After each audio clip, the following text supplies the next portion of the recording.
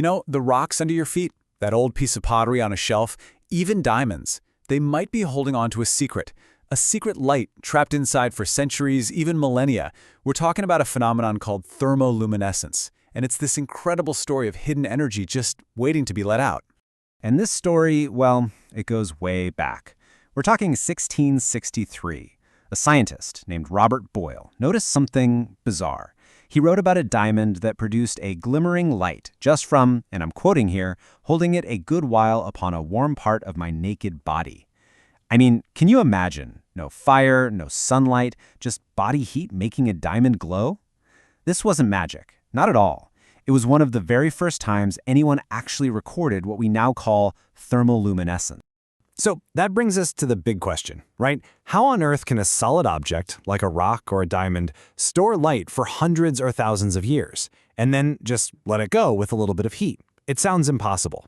But the answer, and it's pretty cool, is all about tiny imperfections inside that object's crystal structure that act like little traps for energy.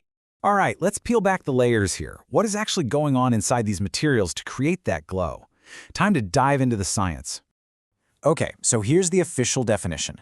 Thermoluminescence is the thermally stimulated emission of light from an insulator or semiconductor following the previous absorption of energy from radiation. Whew, that's a mouthful. But let's break it down. Basically, a material glows when you heat it up. But, and this is the critical part, it only does that after it's already soaked up some energy from radiation. And it doesn't work for just anything. We're talking about specific materials like quartz, diamonds, or even the clay in pottery. So think of it like a recipe. You need 3 essential ingredients to make thermoluminescence happen. First, you gotta have the right material, an insulator, something like quartz, not a metal. Second, that material needs to have been exposed to radiation, maybe from the natural radioactivity in the soil around it. And third, the final step, you need heat. That's the trigger that finally releases all that stored up light. Now here's a really crucial point.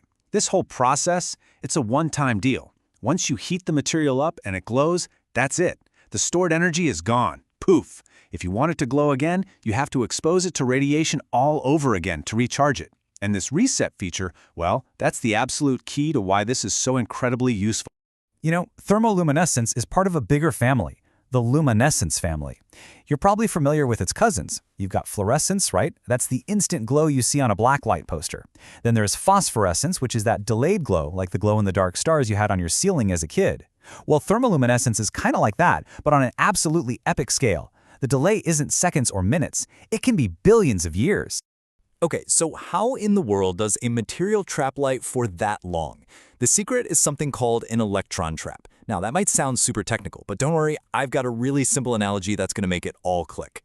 So let's just quickly recap the difference. With fluorescence, that instant glow, energy comes in and shoots right back out. It's immediate. But with phosphorescence, that delayed glow, the energy gets trapped for a little while before it can escape. Thermoluminescence, well, it's the ultimate version of that trapping mechanism. All right, let's build this analogy. I want you to picture an electron as just a little ball, sitting on the ground floor of a building. This is its normal, stable home, its ground state. Okay, now imagine some radiation comes along. Think of it like a big kick that sends our little ball flying up to a higher floor in the building. The electron is now energized, or what scientists call an excited state. Now, this upper floor isn't perfectly flat. It has these little pits and divots in it. Those are the crystal imperfections we talked about. And our ball, it rolls right into one of these pits and gets stuck. It can't easily get out. It's trapped. This is our electron trap, holding the electron in what's called a metastable state.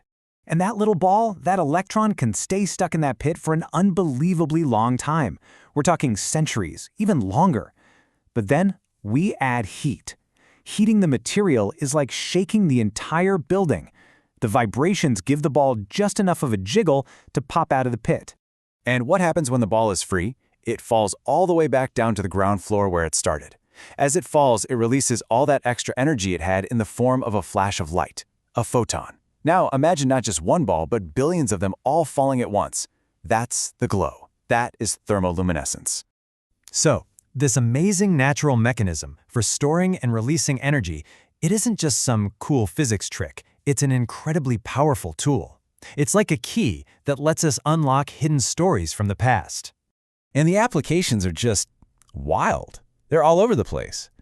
Archaeologists use it to figure out how old ancient artifacts are. Geologists use it to study meteorites and minerals. It's even used in medicine for measuring radiation doses and in physics to analyze the structure of solid materials. It's so versatile. Let's take archaeology, which is probably the most famous use for this. So, you've got clay in the ground. Over geological time, it's just sitting there, absorbing natural radiation, filling up all those little electron traps. Then a potter digs it up and fires it in a kiln to make a pot. That intense heat completely empties all the traps, resetting the thermoluminescence clock back to 0. From that moment on, the finished pot starts absorbing radiation all over again from its environment. So, fast forward a few thousand years, an archaeologist finds it, takes a tiny sample, heats it up in a lab, and voila! The amount of light that comes out tells them exactly how long it's been since that pot was first fired. And the time scale we're talking about here, it's just staggering. I mean, if you have a material with a deep enough electron trap, it can hold on to that energy for up to 4.6 billion years. That's the age of our entire solar system. It's incredible. And we're not just limited to things made here on Earth. Scientists can analyze the glow from meteorites to learn about their history. The balance between the radiation they soaked up in space and the heat from the sun can actually tell us about their orbit. And then, once they land on Earth, we can use the same technique to figure out how long they've been sitting here. Okay, and here's a really surprising one from medicine. Back in the 1950s, they had this clever idea for measuring internal radiation doses during cancer therapy. Patients would actually swallow these tiny little pellets of a material called lithium fluoride. After the pellets passed through their system, scientists would collect them, heat them up, and measure the thermoluminescence.